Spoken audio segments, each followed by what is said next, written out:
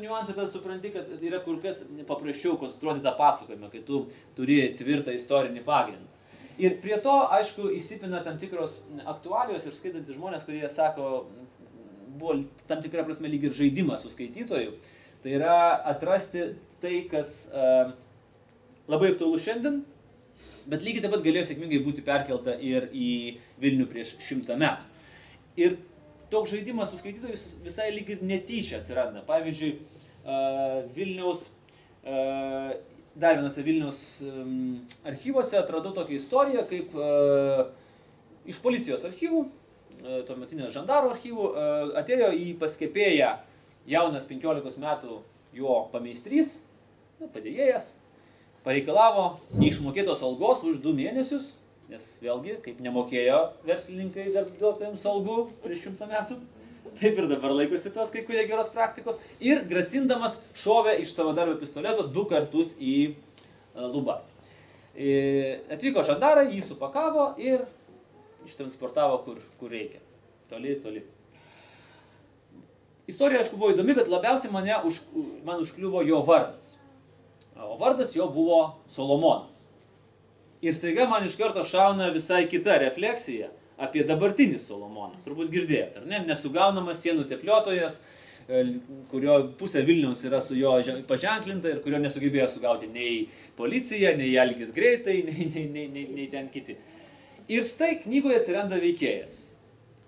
Tas 15-metis kepėjo pameistrys, kuris pabėgo vis dėlto nuo žandarų ir dabar pritapęs prie anarchistų grupuotės teplioja sieną su įvairiais revoliuciniais šūkiais. Ir tu tai skaitydamas, tu atrandi ir istorinį pamatą, nes ir, sakykime, tai, kas yra dabartyje. Čia galima atrasti ir vėlgi skandalingai žygiavusius per tuo metu Šventojo Georgijaus prospektu vadinamą studentus, kuriems buvo neleista žygiuoti, o jie vis tiek žygiavo. Mes čia irgi turim pavyzdžių, kas labai nori žygiuoti per maršą. Ir tos pačius studentų draugijas, kurios teigia, kad Vilnius Vilniečiams, mes turim irgi panašių piliečių, kurie turi suvokimą, kad Lietuva lietuviams. Taigi, iš tikrųjų, įdomu matyti, kaip per fantaziją, man pačiam buvo labai įdomu atrasti tos faktus, supinti juos su dabartim ir tą tokį mišrainę, galbūt nuotykių, fantastikos,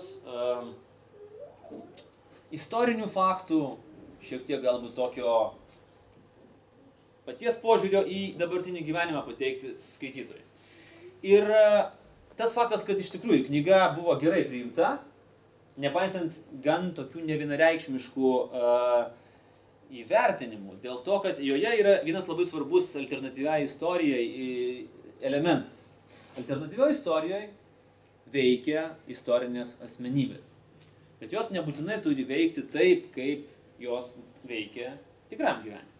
Ir štai knygoje atsiranda žinomas universiteto daktaras, alchemikas, mokslų daktaras Jonas Basanavičius. Ir čia, žinokit, mažai nepasirodė, kai labiau konservatyviai nusiteikę lietuviai sakė, kad reikia už tokius dalykus šventvagystės ir išsityčiojama iš istorinių asmenybių, nes jis čia ir skraido, ir šaudo, ir iš kulkosvaidžio pliekia į priešus ir taip toliau, ir taip toliau. Jis sakė, šitą knygą apskritai, man viena ponia žadėjo, kad ne tik neskaitys, bet eis į knygynus ir ragins, kad ir kiti nepirktų ir neskaitytų. Labai man gaila, kad jinai to nepadarė, nes čia būtų viena geresnių reklamų šitai knygai. Ir mes diskutavom apie tai ir su literatūrologais, ir su kitais žmonėmis, ir aš tikrai nelinkęs sutikti, kad tai yra kažkoks ar pasityčiojimas, ar dar kažkas. Tai yra, aš kaip tik atvirkščiai manau, kad tai yra įdomus požiūris į labai žinomą asmenybę, apie kurią mes žinome labai nedaug. Nu, pagalvokime, taip atvirai, arba, tarkim, vėlgi, grįžkim prie mūsų jaunesnės kartos. Ką jie žino apie daktarą Joną Basanavičių? Ką jie žino? Kad jis yra tautos patriarchas, ką tai bereikštų, nes tai kartuoja visą laiką, tai tautos patriarchas. Kad jis turi didelę barzdą ir kad jis yra ant 50 litų banknotų. Nu, nuo kitų metų tai pamirš, kad jis buvo 50 litų banknotų. O šiaip ir tai yra sunkiai žinoma, nes kuo toliau nuo Vilniaus aš nuvažiuoju pristatydamas knygą, tuo mažiau žmonių žino, kad jis yra ant 50 litų banknoto, nes perkamoji galia natūraliai mažėja ir jie rečiau mato Basanavičių. Dar ir Girėną mato, Maironį mato, Basanavičiaus jau retai, Daukantą labai retai, Kudirkos nepažįstam, nes 500 litų yra labai didelis banknotas. Bet aš nepaėmiau, nes tiesiog taip nespraktelėjęs pirštais nesugalvojau, o padarysiu, kad būtų linksma daktarą Basanavičių nuotykių ieškotojų, tokių avantiūristų, alchemikų ir panašiai. Ne, aš perskaičiau 3 knygas apie daktarą Basanavičių, apie jo gyvenimą. Ir aš galiu pasakyti, man labai gaila, kad tų knygų atrodo, kad galbūt net neperskaito kai kurie istorijos mokytojai ir nepasidalina tikrąją daktaro istoriją tomis detalėmis su mokiniais, nes jos yra labai iškalbingos. Jis iš tikrųjų buvo nuotykių ieškotojas.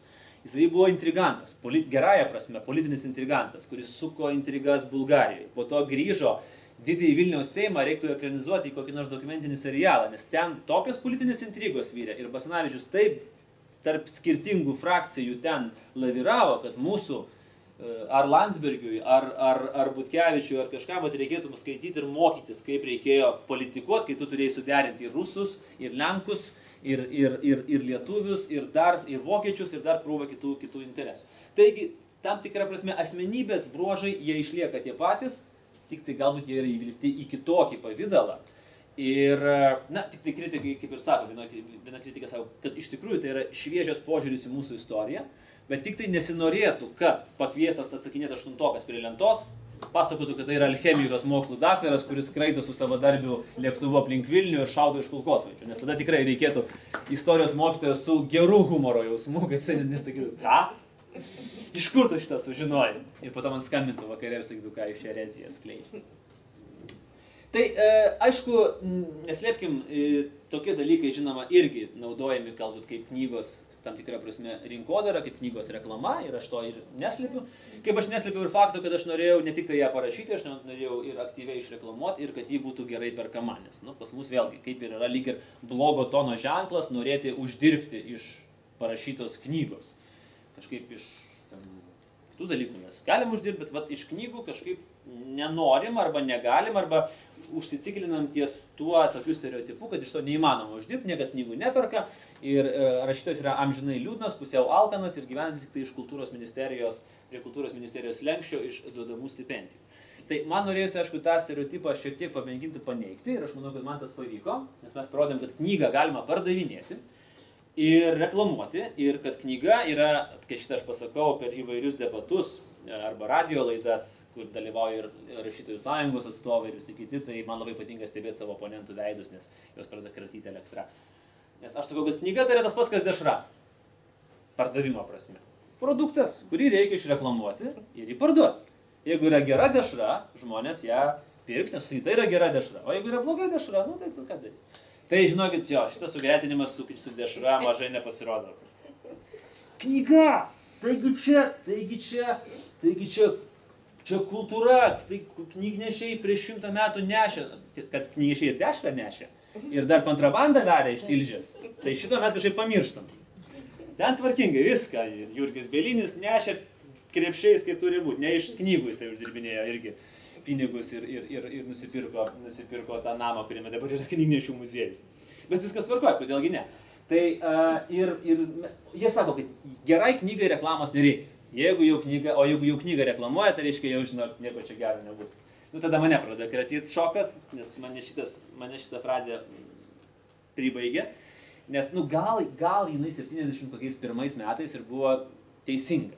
Tada iš tikrųjų prie gerų knygų stovėjo eilės. Aš pamenu, kaip mano tėtis atnešdavo, čia kokiais 84-85, atnešdavo sykį per metus katalogą iš vagos, jisai ten galėdavom užsisakyti gal 4 ar 5 knygas.